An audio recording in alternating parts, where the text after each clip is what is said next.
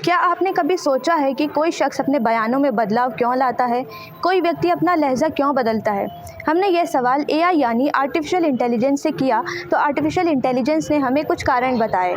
इसमें बताया गया कि कोई शख्स अपना बयान गलती का एहसास होने पर, दबाव में आने पर या फिर झूठ बोलने की कंडीशन में बदलता है। अब आप सोच रहे होंगे कि हम आखिर ये बातें क्यों कर रहे हैं। दरअसल प्रधानमंत्री नरेंद्र मोदी ने हाल ही में एक मीडिया संस्थान से बात करते हुए अपने मुसलमान पड़ोसियों के साथ अपनी बचपन की यादों का जिक्र किया। एक तो मेरा जो घर है ना, मेरे अगल बगल में सारे मुस्लिम परिवार हैं।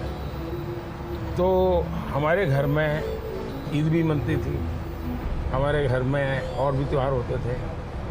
मेरे घर में ईद के दिन खुद का खाना नहीं पकता था, सारे मुस्लिम परिवारों से मेरे यहाँ खाना आ जाता था। लेकिन उनके पहले के बयानों और अब के बयानों में यह अंतर क्यों आया? क्या यह बदलाव सच्चाई है या कुछ और? प्रधानमंत्री के बयानों में आया यह बदलाव जनता के बीच कई सवाल खड़े कर रहा है। साल 2022 में मोदी जी ने अपने घर में ईद मनाने का जिक्र किया था, जहां उन्होंने अपने दोस्त अब्बास के बारे में बताया था।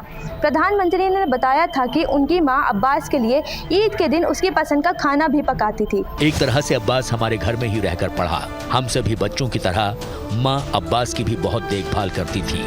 ईद पर माँ अब्बास के लिए उसकी पसंद के पकवान बनाती थी।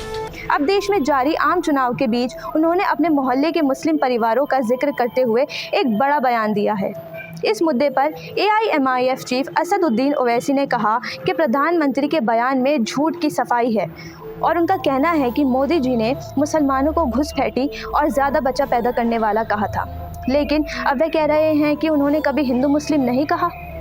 यह सब कुछ सामने आने पर एक सवाल उठा रहा है कि क्या प्रधानमंत्री नरेंद्र मोदी के पड़ोसी वाकई में मुसलमान थे या फिर वे अब नया झूठ बोल रहे हैं।